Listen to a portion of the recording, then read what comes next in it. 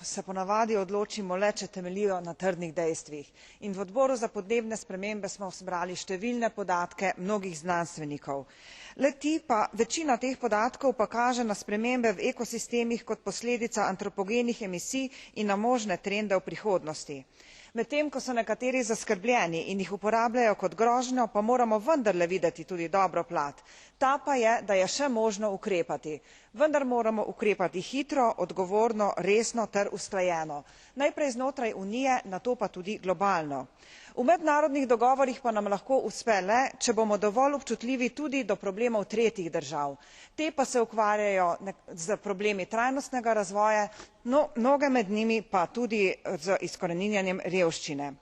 Celovit pristop terja spremembo v naših, v evropskih glavah, kajti doslej smo se ukvarjali samo z razvojem ali pa predvsem z razvojem v nizkoogljično družbo.